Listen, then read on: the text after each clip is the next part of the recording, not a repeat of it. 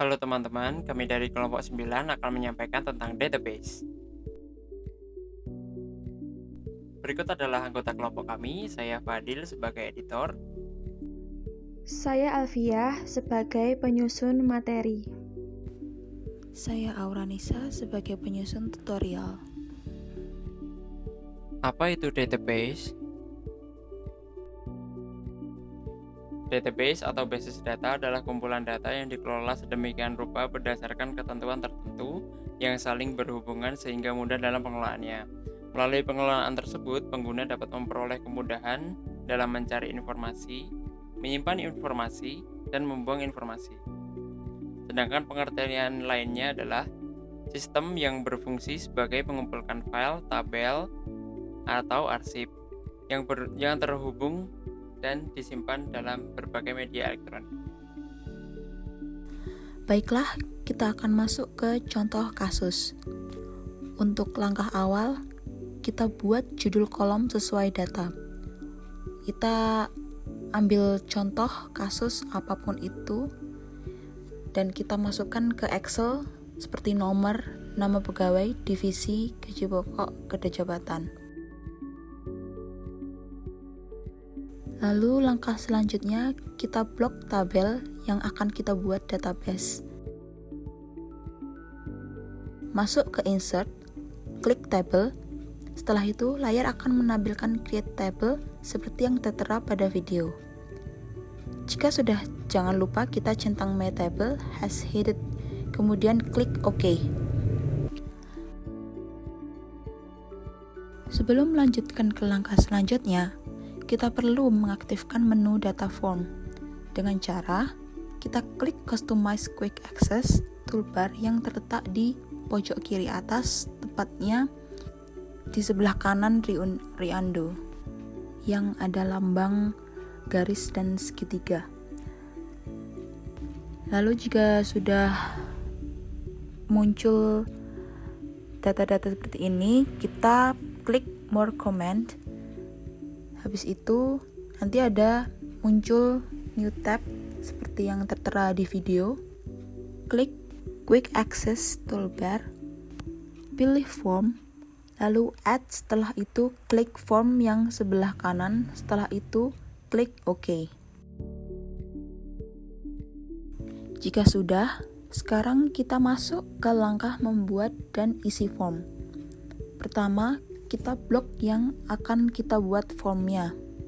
Setelah itu, klik lambang yang seperti tertera di panah nomor 2. Setelah itu, akan muncul new tab seperti yang ada di video. Kita tinggal mengisi data-data yang tertera. Kalau sudah terisi, jika kita ingin mengisi data selanjutnya, kita klik new. Jika sudah mengisi datanya, kita pencet close. Jika dirasa data sudah dimasukkan semua, kita bisa mengurutkan data sesuai yang apa kita inginkan. Seperti kita bisa mengurutkan data sesuai yang terbesar ke yang terkecil, atau mengurutkan sesuai urutan abjad. Lalu seperti yang bisa kita lihat di video, hasilnya seperti ini. Lalu kita bisa menampilkan data tertentu dengan cara kita bisa klik di bawah select all. Itu biasanya ada pilihan-pilihan, kita bisa centang salah satu dari pilihan tersebut. Lalu jika kita ingin tidak mengelompokkan suatu data, kita bisa langsung select all, lalu kita centang itu select all-nya, lalu semua akan tercentang secara otomatis.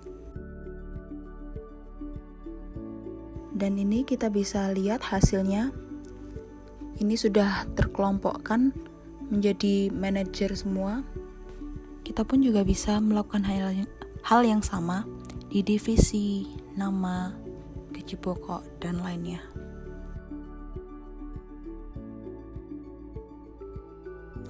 Materi selanjutnya akan saya sampaikan.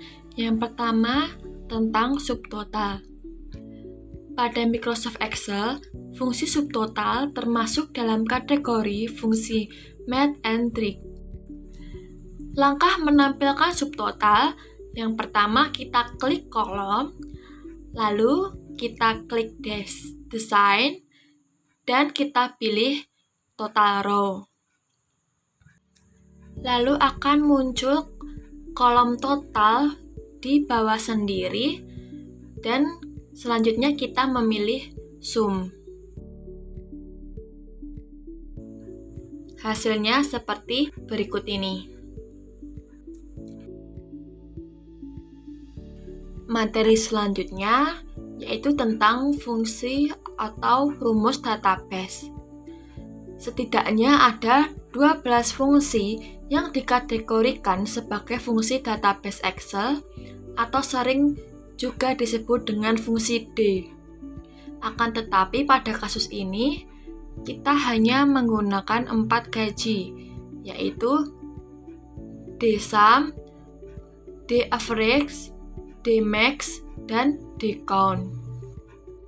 Langkah pertama dalam menggunakan fungsi database ini, kita harus membuat kolom tabel rekapitulasi gaji pegawai. Lalu kita masukkan fungsi-fungsi tadi, rumus-rumus tadi ke dalam kolom. Setelah kita masukkan fungsi, hasilnya seperti pada kolom divisi finance.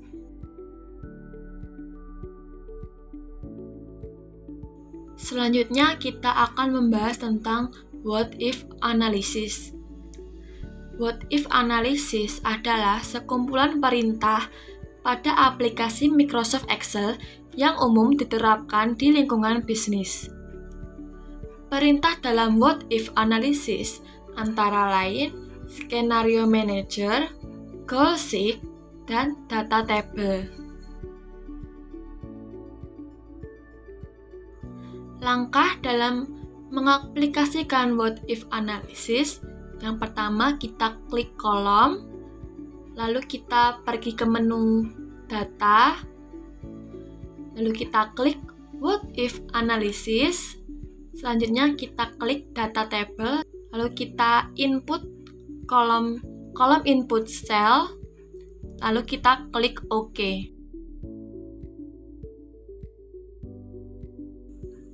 Hasilnya seperti berikut ini. Sekian dan terima kasih atas perhatiannya teman-teman. Sampai jumpa lagi.